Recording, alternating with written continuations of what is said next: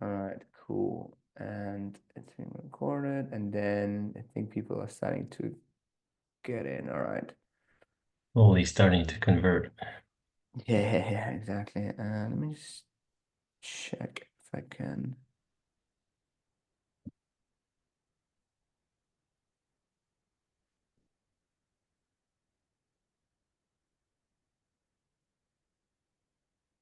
Hey, everyone, we're starting in probably 2 minutes. We're just expecting quite a few people to join, so just can see we're getting quite a few people now, but probably another 2 minutes is good.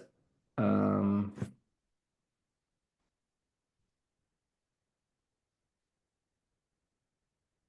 in the meantime, guys, if you can write down where you're from, where you're dialing from, that would be great. Alex, where are you based right now? Yeah, so I'm based between Warsaw, Poland, and Silicon Valley. Right now I'm in Warsaw, so trying to enjoy the harsh weather and the early, um, doom when it comes to not having a lot of sun. But other than that, yeah, Cool. I'm trying to enjoy it. Awesome, awesome. I'm in Lisbon now, but yeah, moved here from London. Okay, chat is disabled. 1 second, let me just 1 second, let me just enable that in the meantime.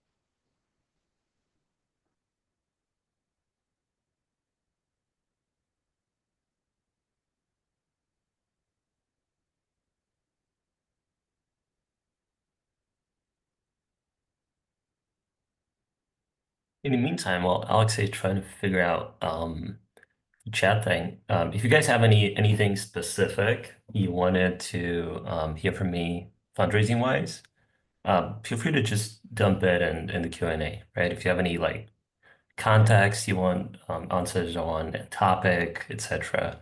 I'll do my best to cover like the most important things. But yeah, if you want to influence what I share, feel free to do that. Yeah, to be honest, I think yeah, because we just switched our Zoom. Let's just keep everything in the Q&A. Yeah, in the We can Q&A do kind that, of yeah, no box, problem. and then yeah, okay, cool. I'll basically say we have around 20 minutes for the fundraising topic. Let's say 10 minutes for go-to-market, how to get your clients or traffic before the raise or during the raise or after the raise, ideally before the raise. And then we'll have almost 20 minutes for kind of Q&A. So, okay, cool. So let me start with a quick introduction here. For you who are joining for the first time, I'm Alexej. I run New Optima. It's a growth marketing agency. We do SEO, PPC, both in Google and Meta. Prior to that, I raised almost $4 million from angels and family offices for CBD marketplace, which we ended up pivoting into an agency and acquiring a brand. And today we have Alex from SoCap here. He is in the pretty much latest or like before the latest cohort of YC, the winter batch 2023. At SoCap, they now raised close to $3 million. And then his co-founder raised almost $180 million for Mighty Buildings, which is now close to $500 million in terms of valuation. And so Alex will be sharing all of his learnings, obviously, from the current race, from his co-founders' raises, and I will also chip in from my experience. And yeah, as I mentioned, we'll cover the fundraising first, then some of the go-to-market strategy, and then we have an extensive Q&A session. So, Alex, feel free to obviously introduce you, also introduce SoCap, and then yeah, go into your slides, and then I'll share my ones after you are done. Thanks. I appreciate Alexej. Yeah. So, folks, apart from what Alexej has mentioned, I've also had a startup acquired that was won up by Farfetch. So, quite an extensive journey. I've raised from all kinds of investors, from angels to venture studios to VC funds. So, happy to share kind of like the basics of how we now approach kind of giving advice to founders, because at the end of the day, if you guys check out soulcap.ai, what we do is actually pretty easy. We try to help you rediscover the connections that you've accumulated over the years and make them useful for fundraising, for biz dev, for sales, for hiring. We do that with a lot of various AI models, from open source ones to like OpenAI ones. As part of what we do, we try to educate people, because at the end of the day, it's not only about the tools you're using, it's also about the approach that you take. And so let me start by sharing my slides to cover the first couple topics here. All right. Hopefully you guys see my screen. If not, just I guess mention that in the Q&A. Effectively, what I want to share with you today is based all around parallel fundraising. Um, Most of you, unless you've raised, tens of millions of dollars before, have probably approached fundraising in a sequential way before, which means just casually talking to investors every once and often, having a pitch deck, sending it, every time someone wants it. Probably not having too many conversations all at the same time, but rather, trying to have fundraising on the side while you're doing whatever you're doing. Well, in reality, that's not the most effective way to fundraise. A much more effective way to fundraise is parallel fundraising, where essentially you're trying to create a large funnel and do a lot of conversations at the same time. And that applies to all stages of the fundraising process, from basically creating an early funnel with either warm intro, cold outreach, or whatever, going into first conversations, going into second conversations, and ultimately into due diligence and actual term sheets. Or if you're early and you're raising with safes, it can be just basically a sent out safe, and then you're done, right? And that's parallel fundraising in a nutshell. And parallel fundraising was, I think, coined by YC, by Y Combinator. And they effectively try to teach that to help maximize the chances of fundraising for founders, to make sure that they don't get into this situation where they started fundraising, they had 10 calls, none of these calls panned out. And so now the founders are like, okay, what do I do next? Should I just try to get more people? Or should I just acknowledge that I failed? And if I failed, it doesn't feel good. No one likes it. And the investors would not like that either, right? So it all starts with this concept, with this mindset, where if you're trying to raise, unless it's like 100K, 200K, 500K, and it's like, basically a small round from angel investors, if you're taking this seriously, you need to take the whole process seriously. And that's basically just a very, very brief visualization of how the difference between serial process and parallel process looks like. Again, pretty self-explanatory, I think. And speaking of the funnel, here's how the usual kind of stages look like, right? And what a lot of founders do wrong is basically not spending enough time in the first few stages of the funnel. For me, these are prospecting research and intro paths. What do I mean by intro? You can, of course, approach fundraising similarly to how you approach sales with like cold outreach perspective, you can just like send a lot of messages. But in reality, it's really not useful. In fact, it might even be detrimental to your image because most investors they just disregard cold outreach messages. Why? Because they know that quality deals would not come into their inbox just like that. Second, if you do that, they know that you probably don't have enough of your network to rely on, meaning people you know and people you could like talk to get funding, or people you could ask to introduce you to get funding.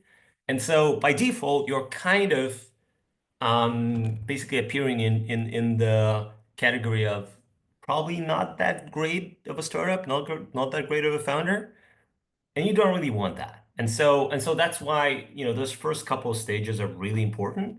And that's why I'm like placing so much emphasis on that. I'm gonna share a couple of tips of how you should approach building those intro paths and increasing the funnel. But for now, just, try to make sure that whenever you're thinking about fundraising, you know the steps that are required. From research to intro paths to actual campaign where you reach out to people, send those intros, etc., to basically closing, having those conversations, sometimes many conversations. And again, having a big funnel helps to decrease the amount of conversations because if you have only one choice, it's way easier for investors to waste your time. It's way easier for them to like look into all sorts of things instead of just basically saying, yes, I'm in, and like, sending you the money. Um, Hopefully that's clear. In case you guys have questions about the funnel, feel free to drop it in the Q&A. And just a bit of the numbers here, right? Speaking about, let's say, a typical seed round or like, post seed round, something like this, like a couple million, maybe more. If you want to have 30 to 50 VC meetings, which is usually like bare minimum, if you have less than that, you're in serious trouble. You just run the risk of not making. You need to have basically over 4 or 5 times of leads with warm intros because the conversion from a warm reach out to a call is usually like it depends on the startup, on the context, but it can be anywhere from 20 to 30%, right? Sometimes less. But now that, it's basically still a downturn, meaning there is not a lot of flying money around. And so it's basically a VC market now, not the founder market. And so conversions are now even lower, I'd say. And all of that requires having a pretty rigorous CRM, right? So you should have that as the process. If you don't have a CRM, if you're fundraising, I doubt that you're fundraising, right? Unless you're a super amazing founder. In that case, why are you listening to this, right? If you can do this, you just do this. So that requires a very good CRM. If you don't have a very good CRM, reach out to me. Happy to send you a template. Um, and what other things I wanted to share funnel wise? So funnel metrics, that's basically, again, coming back to the funnel, looking at that, you need to make sure that you track progression from each funnel step into the last step, right? Pretty self-explanatory, but you need to track that. If you don't track that, you don't know how well you're doing. You don't know if you need to increase basically the numbers at the beginning of the funnel once you've started. And yeah, just as the last kind of bit of advice here, no matter if you're using automation, not using automation, tools or not tools, you should have that CRM with at least 100 plus VC partners covered by 200 plus intros. If you don't have that, again, you're just running the risk of being short. And if you do that, you might be in for not a great surprise, right? And speaking about starting, right? So like you have that notion of how the ideal process should look like in mind. How should you think about actually raising and not raising, right? So I want to talk a bit about momentum and timeline here. So usually when it comes to a seed round, again, like maybe a million, couple million, depending on who you are, where you are, you should at least take, a month and a half before you do this, because you need to do your research. You need to work on the pipeline. Again, more on that in the SAC. You need to build a CRM. And most importantly, you need to start basically by understanding if you're ready to fundraise or not. How do you do that?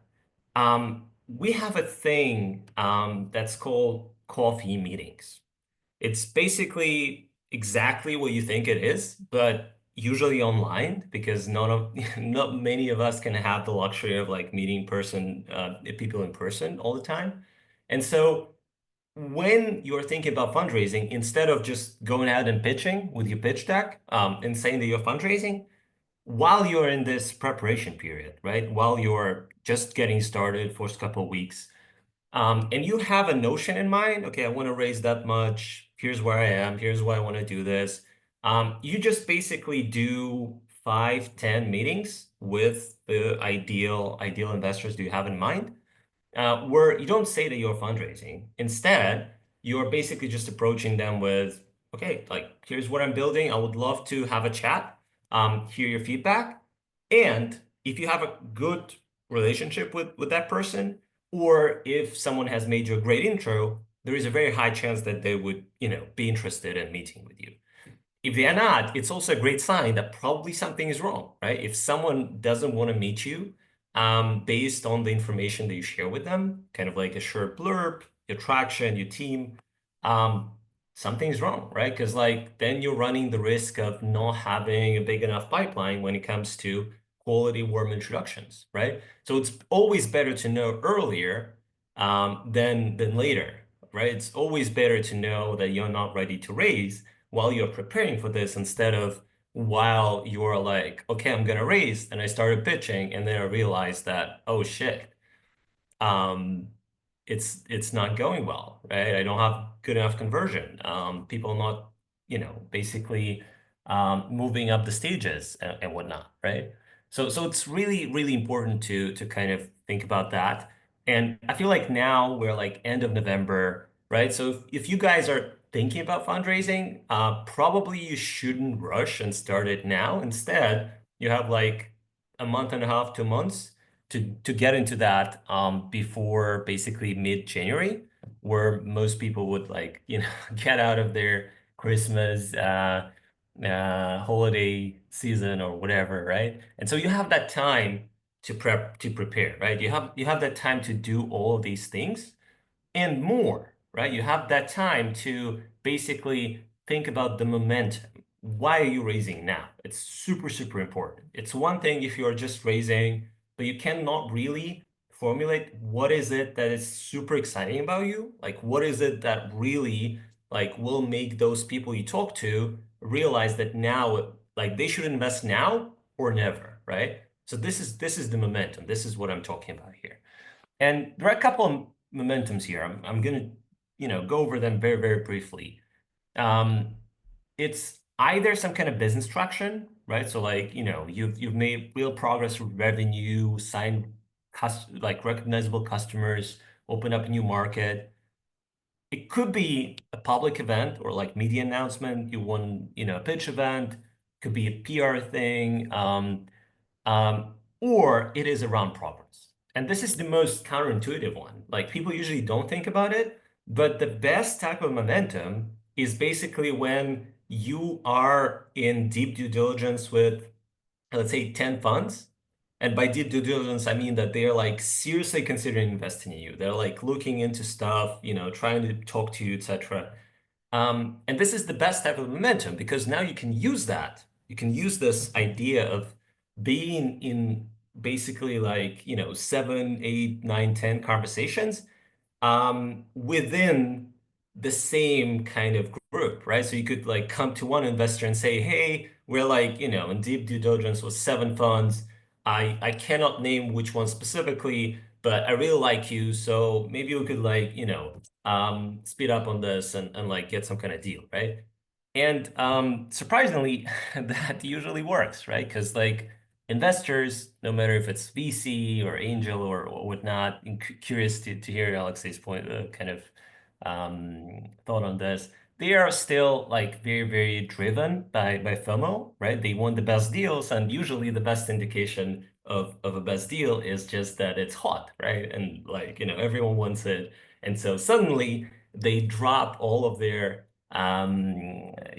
all of their usual checklists, and they're like, oh shit, I want to be in. I really want to, get this deal.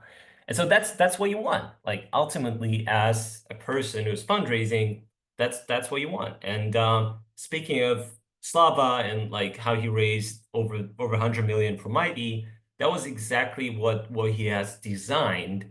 Coming back to this whole funnel and like having basically a lot of intra pass and then getting into momentum. So he was very, very careful with how he designed what he communicated when it comes to basically his round progress, and use that in investor updates as well, right? So that's investor update is a really good tool to basically communicate momentum, to communicate that like you're getting up to a very specific point that will allow you to like, basically fly. And so if the investor invests, they would get a really good deal because then your valuation would improve a lot.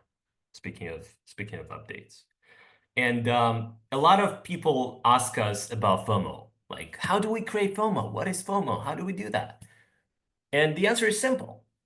FOMO should be created naturally by running a healthy process, running a process like within these funnel steps. That's how you create FOMO. All of the other FOMO-driven things, in our experience, are very shady to say the least. Like investors are not stupid, right? It's if you try to like figure out a way to like make them do stuff, there is a chance they will figure it out, unless it's natural. And the best natural thing is just having a lot of pressure on the system. So that's kind of our advice, our approach when it comes to FOMO, when it comes to just how do you do that? How do you create that? Um, and it's probably it when it comes to momentum, when it comes to the whole thing. And now I think a lot of you might have the question, so like, okay, I get this. How do I get this, right? So how do I get enough basically points in the funnel? And the answer to this is you work with a task force. So a task force is basically a term to describe people who are helping you with introductions. It can be an existing investor, it can be an advisor, it can be a future investor, right? Here's like a very brief overview of different task force people from like, again, repeat entrepreneurs who raised money in the past to corporate executives or outside VCs. You see for each, we have a specific, what we call kind of honest tag. For example, if an outside VC, someone who has not invested in you, especially, and here's an important clarification, especially if they might invest, like, everyone knows that, for example, tiny seed VC invests in, software startups, and you're a software startup and they haven't invested you, but they make an introduction. It's usually not a great introduction because, the question would be, why, if you're making the intro, why haven't you invested? Because like, what the hell? What's going on here? So that's just an example, right? But at the end of the day, what we try to help when it comes to SoCap, what we try to help people to do are two things. First, we help them identify those basically what we call permanent task force members, people who would create a ton of intros, not just like one or two intros, but actually 10, 15, 20, 25 intros.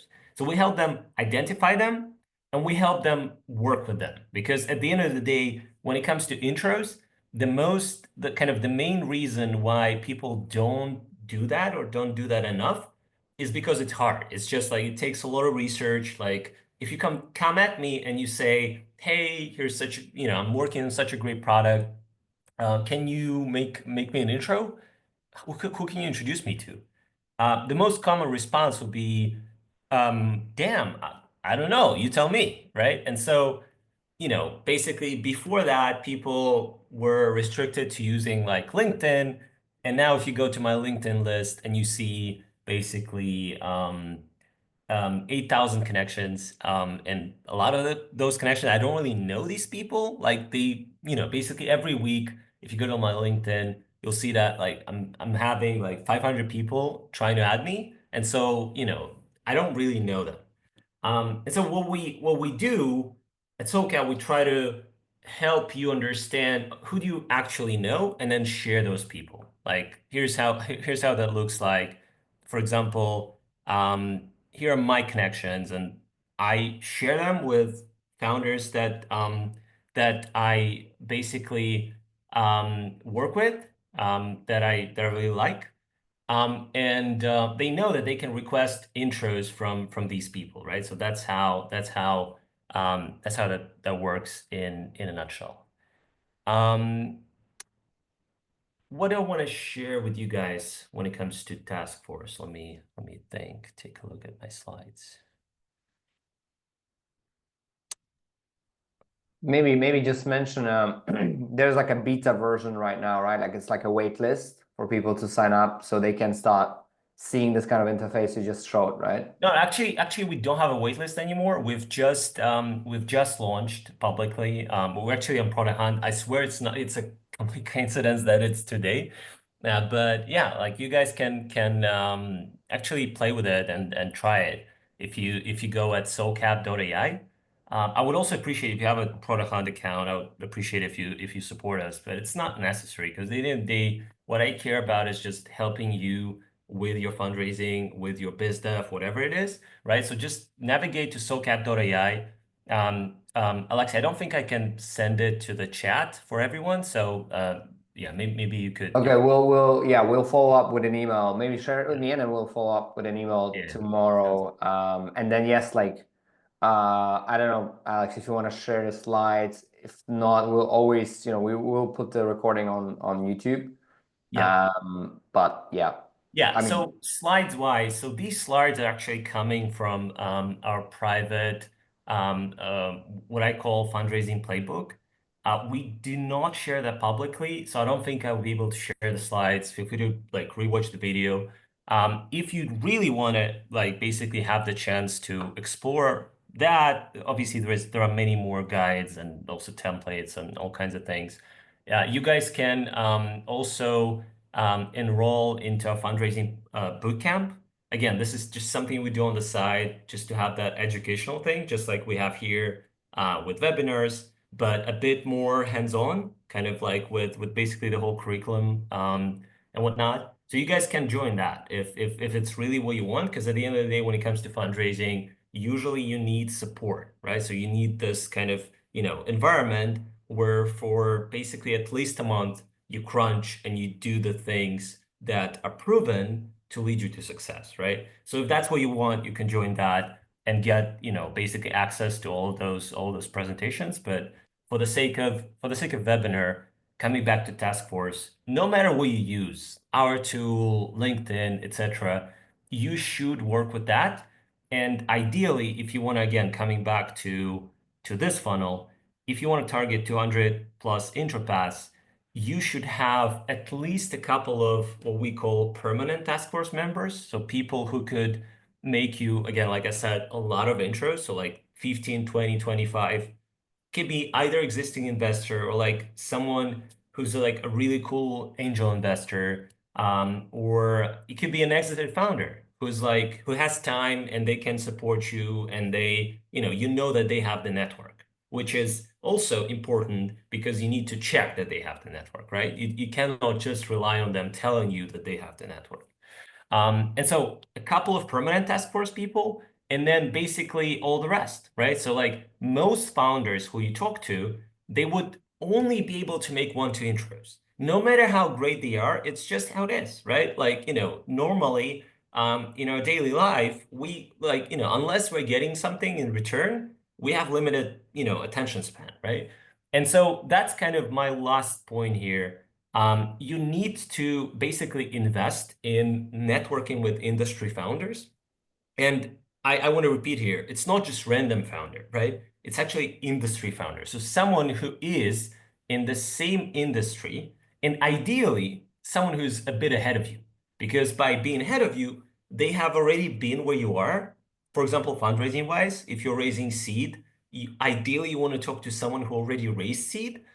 And there are a couple of things you want to get from them, right? So first, you approach them right away, not for getting intros. This will be a byproduct, but you approach them in order to basically understand, okay, how did they raise, right? So basically, here are the couple of like ideas which you could float the conversation around, right? How did you say to start fundraising? How long were you in each stage? What kind of questions did investor ask? What was your valuation multiplier? How did you decide who to choose? All of these questions, they help you formulate the idea of what the good fundraising process for you would look like, because you have some of the people who have shared those insights with you being in the same industry. For example, if you're building a SaaS app, ideally you want to talk to SaaS folks, right? So someone who's building in the space with the same business model and more or less the same investors. And then once you have that, once you've had these conversations, and it's not just like 1 or 2 people. Ideally, it should be at least 10, right? Or maybe even more. And it's not really that hard to find them because like you could hang out in different chats, different communities, even like Slack groups and whatnot. But you need to approach that. You need to get in touch with them and like basically get on the call. And once you've done that, basically, share a bit about what you're building, ask them for feedback, and then there is a very high chance that they would love to share a couple of intros with you, right? And that's how you get here, right? So you want to have the short list and the long list of connectors, right? The short list are the guys who are making a lot of intros. The long list are the guys who are making just 1, 2 intros. And if you have enough, you basically get to that number, right? But that number is like where you want to be when it comes to having those intro paths, right? Um, and when it comes to peer founders, one tip or advice that I want to share. So it would work amazingly well for you guys if you could get a top founder as an advisor. And the strategy for that is, you basically want to approach that from relationship building perspective, right? So you can't not be transactional right away because if you do that, people not just kind of, want to approach you and like, hang out with you, etc. So first build trust, just approach them for feedback, for advice. I'm very open, for example, right? So like if you reach out to me with something, I'll try to help. If I have the time, if I don't reply, just basically ping back, right? So that really works, right? Unless you're just like basically asking something right away from me, in that case, it might be a bit you might be perceived a bit differently, right? So this will be my kind of main tip here. If you could get a couple of top founders as advisors, as basically permanent task force members, it'll do wonders for you guys when it comes to fundraising. Um, and consistency matters. That's probably the last kind of bit of advice here. And then yeah, we'll probably give the mic to Alex. So like whatever you guys do when it comes to fundraising, just make sure that you have that as a system, right? It's not just like you do this for 1 week and then you're done, right? You start with the system, you see and create the numbers that you need. And then based on those numbers and based on what you already have, your direct connections, you start working on basically on the funnel, on basically increasing the funnel. And hopefully some of the steps that I shared with you today could be useful in terms of how how should you approach that? Like, what is the way that you can do to get this done? Awesome. All right, cool. Let me share my screen. And I just wanted to mention that again. I had ages ago, I did a webinar on fundraising, and I had this chart, which was basically like the probabilities from prospect all the way to close between VCs and angels. And so I really like this parallel fundraising concept. I never heard the term before, but it makes total sense. And basically, if you have like in order to close one VC, and like this is the numbers are slightly different to Alex's because I think Alex is a bit more optimistic US YC. If you're based in the UK or even worse in continental Europe or in Asia, your numbers are probably looking more like that. So in order to get one VC, you have to have 160 prospects. Yeah, and I think here, Alexei, it's also like I think by prospects you include the cold reach out as well, right? Correct. Yeah. Yeah. Okay, got it. Whereas with you, you're basically like warm intro as your top Yeah, number, right? because it has a higher conversion, right? Than the Yes, exactly. So my conversion from the like once you're chatting to investment committee, that's like one in like once you're chatting, four to get invited to the second meeting, one and two to get to the investment committee stage, one and two again to get to the due diligence stage, and then you get to the, let's say, offer ideally. But in order for you to actually get to the first meeting, you probably need like 10 emails to hit out. And so in order then to go through all the, let's say, probability tree here, you need 160 prospects in VCs to get one close, right? With agents, it's a bit easier. You have like 1 to 16. So obviously 1 and 4 will take a meeting. And then I would say 1 and 2 will get into the due diligence. And you usually, because you don't have an investment committee with angels, usually you skip the IC part. So that's why you have 10 times less leads required to get an angel closed. Because an angel basically does maybe 10% of what a VC does, you ultimately end up with the same top level numbers, which are 160 meetings with angels to get 10 angels, and 160 prospects with VCs to get one VC, and 160 angel prospects to get 10 angels. And so yes, you can look into CRMs. Obviously, there was one question, which CRM to use SockUp, I guess, has an integrated CRM in yeah, place, right, Alex? totally. But yeah, you can obviously use any other ones. But the cool thing about SockUp, and the reason we have Alex on the webinar here, is it has this kind of like connector interface, so you can really see who you can just reach out to get the warm interest for. Exactly. Yeah. Because like And a lot of the times, honestly, guys, like you underestimate the network that you have, right? Like many of us have worked in different places, and so it would be stupid not to use those people if you fundraise. Like, you should yeah. at least give it a go. So my next few slides are about the fact that when you do all the reach out to potential investors, you ideally want to have some story to tell. And this is a bit of an old news, let's say, but Levels, a startup in the kind of, let's say, longevity space, they raised 12 million with zero revenue, just on the back of the waiting list, right? When we raised for the marketplace, we raised pretty much 1.1 million initially out of the four, basically just on the back of our strong traffic on the site.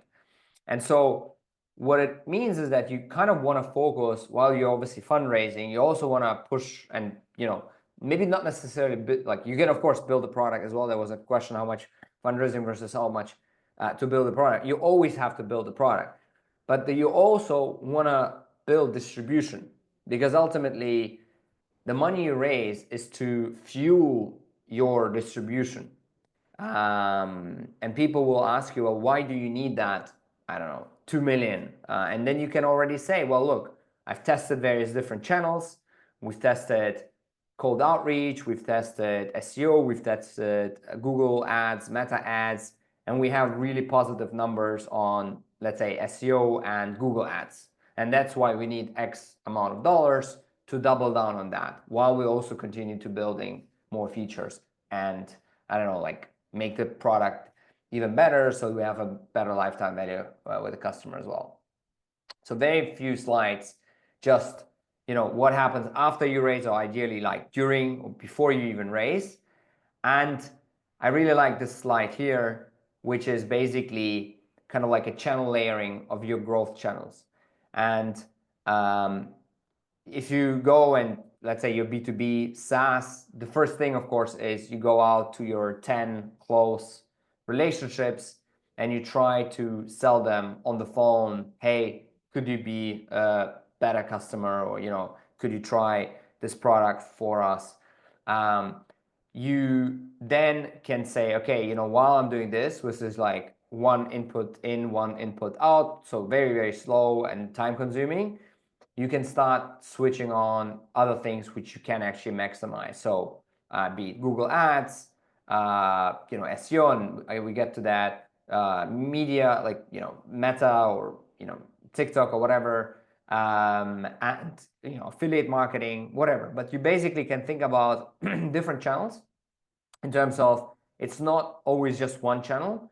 You can try different channels, and different channels have a different kind of like, let's say, yield potential. And when you're, you know, when you don't have any money, usually you want to focus on things which will give you a lot of results, and maybe they come a bit later.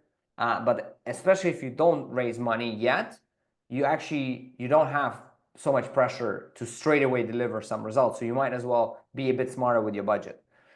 So as I mentioned, you know, outbound sales is kind of linear, but usually also require a lot of money. If you have good sales, you know, SDR, sales development reps, closers, you know, requires a lot of money. Google Ads, you ramp up quickly, and then you usually stay, and probably you actually start decreasing because your competition starts bidding on the same keywords, or, you know, coming up with the same creative. And then we are really big fans of SEO, still in a lot of categories, super underexploited. And initially, you almost don't have any results whatsoever. But then, you know, you get a lot of traffic. And the cool thing versus Google Ads, it actually stays. Even if you switch off all the content production, you will rank and you will get traffic. Very quickly on PPC strategy, so Google Ads or Meta. Right now, it's the time to be profitable. You want to be killing underperforming ads, doubling down on winning ads. Creative is everything. So again, not cheap if we want to do really well on Meta or TikTok. There is a really cool thing. It started becoming quite popular now. If you have a competitor with a lot of search volume, you can start aiming at their brand name, and every time somebody Googles their brand, you would come up as a sponsored #1 result saying, for example, you know, XYZ, the alternative to competitor in square brackets. And then finally, if you run a PPC strategy, always try to think about PPC and SEO, you know, going hand in hand, because ultimately you want to bid on keywords which are cheap but have high search volume, and you want to start building your organic ranking for the keywords which are really expensive and have high search volume. And then over time, you start basically replacing the ones which are becoming more expensive on your paid with organic, and then adding more paid again on the ones which are cheaper again, and you keep kind of running these two strategies ideally side by side. I can see we have we have 40 minutes. I think there are, by the way, guys, like if you want to ask questions, please ask questions. I answered a few, but feel free to drop them in. Very quickly, just again on SEO, since, you know, we help more than 20 SaaS companies scale. We won the best B2B SEO award in the UK. Obviously, we have a lot of other you know, clients in the app space, in the agency space, in the e-com space. But ultimately, you know, you want to ask yourself, who are your customers? what do they search for, and then basically design the type of content, top funnel, bottom funnel type of content for them. You want to work with backlinks, and I'll explain that in a second. And speed is everything today. You really want to check out your website if it's a really strong website in terms of speed, loading, user experience, et cetera, et cetera. When we write content, we usually focus on certain clusters. We call them topical clusters. So we identify the keywords your customers Google, and then we design content around that and basically come up with a strategy to outrank your competition. And there's basically 100% correlation with the more content you write, the more traffic you get. And obviously, the more traffic, the more leads. And then obviously, you want to have a really well optimized website, which also then gets you the booked calls. With backlinks, we split into digital PR, organic backlinks, bulk backlinks, forum comments. We mostly focus on organic backlinks. So this is, for example, say you have lots of content, you have a good website, but you have one page in your whole website which converts extremely well, but that page doesn't rank on page 1 for a certain keyword, it ranks on page 3. So we can make that page rank on page 1 using backlinks. And the way we do that is we go after publications with a very strong topical authority in your space, with a lot of traffic. In the Google leak recently, they called it referral traffic, from the same geography as your clients, ideally, and then with a very strong domain authority as well, a domain rating. So if you have a working website, if you have some traffic, some clients, feel free to send me an email if you want an audit. We can send it over to you. And then also, of course, please subscribe to our podcast on Spotify, YouTube, etc. It's called Play It Smart. Initially, I interviewed mostly SaaS founders. I started recently. I had Rand Fishkin, like the grandfather of SaaS and SEO. He recently wrote an amazing book called Lost and Founder. Highly recommend reading it as well on the podcast. And then also, if you type in my name into YouTube, you'll get a lot of content also about fundraising, but also about how to go to 100 million SaaS ARR SaaS business.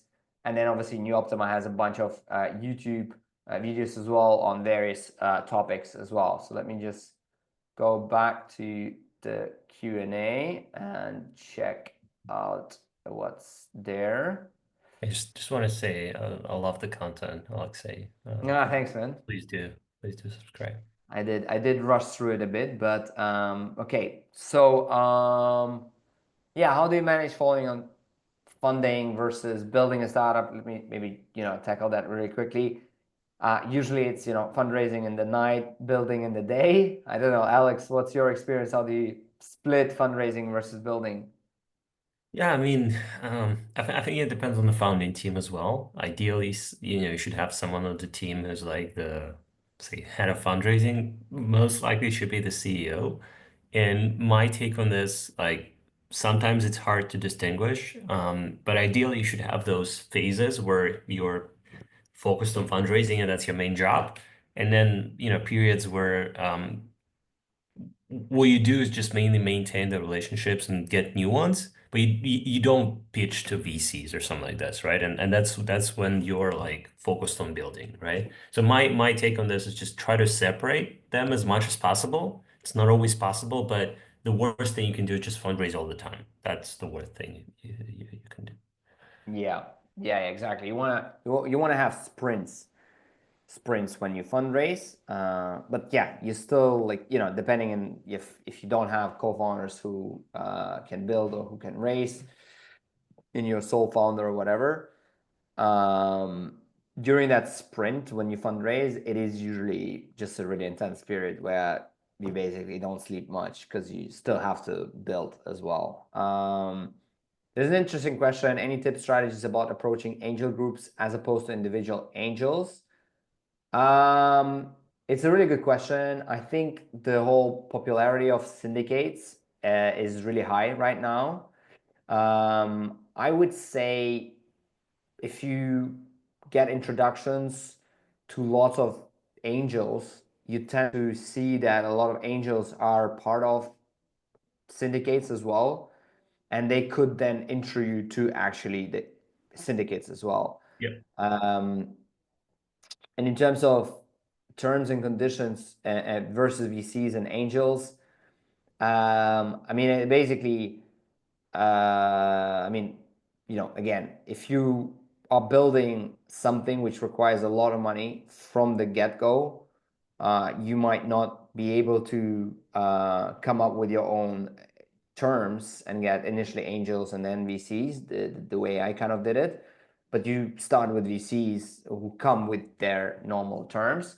I would just say that, watch out for anything higher than 1x liquidation clause.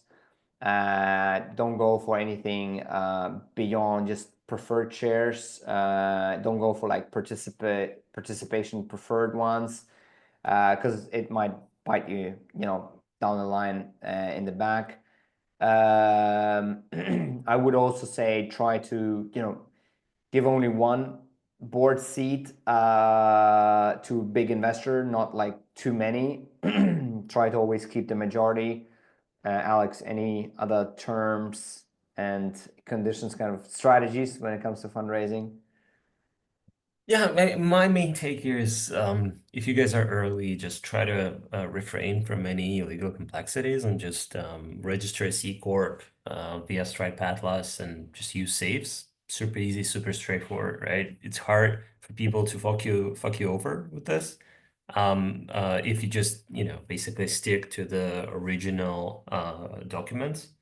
Other than that, I think you mentioned the main ones, the main concerns that usually Yeah, yeah, and and just to add to the question about angels as well, I feel like usually angel groups or like syndicates, they act similar to like micro VCs in the sense that you should have a champion, someone who's like, excited about having you on board, and then this person would try to persuade all the others to do this, right?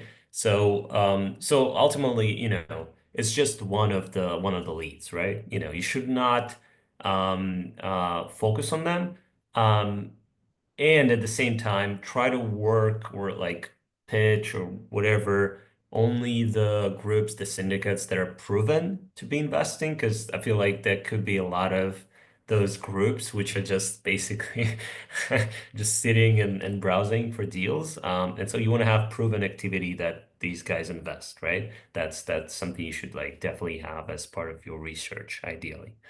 Uh, uh, yeah, we have a couple more minutes. Let me ask Alex. Let me ask you a few questions actually, because yeah, you mentioned task force there, and I know that usually 20% of your connections have 80% of the introduction potential, let's say, right?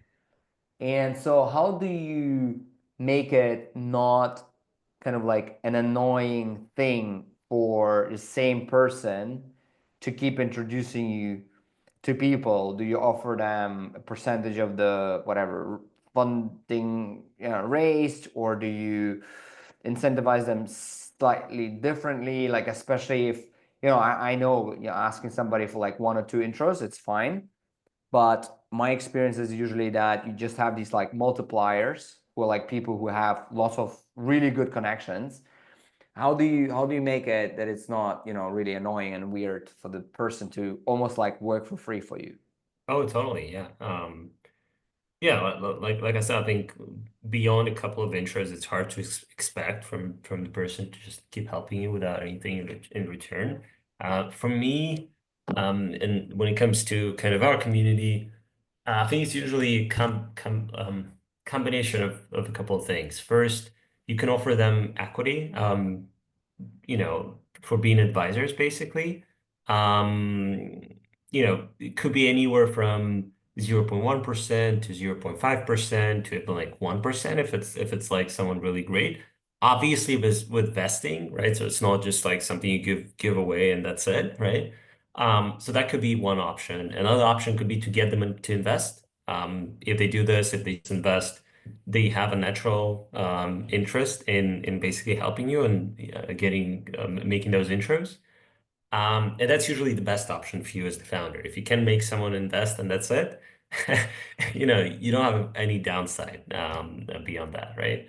And then the third option, you could consider basically giving someone a percentage in cash of their intro. However, you should be very careful when it comes to who you're dealing with that. I don't recommend doing that with like agencies or whatever, the investment banks, whatnot, because there are a lot of like scammers or scammy consultants out there. But if it's a proven founder with like a proven network, then it could be an option as well, right? So just be careful with kind of due diligence, right? How you make the research on the person. Um, Yeah, maybe on that, don't give them money in advance, right? Like, yes, if they oh yeah, introduce totally. you and it's even a broker or whatever, I mean, there are lots of good brokers. You can obviously pay them, but like after the money is in your account, not Yes. before. And yeah, try to stay away from huge retainers Yeah. as well. Yeah, I would say Um, Alexej would be an amazing task force member as well, right? So if you guys if you guys are raising, consider him as well for that role.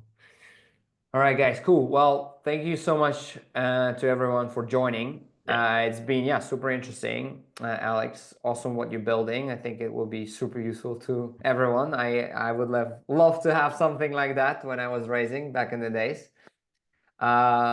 So yeah, and guys like Alex, how can they reach you if they have any questions? Email, Yeah, Twitter, LinkedIn. just message me on LinkedIn. That would be best. Happy to have a chat. And yeah, if you guys need either a boost to fundraising or a tool to use, yeah, come and join SoCap community.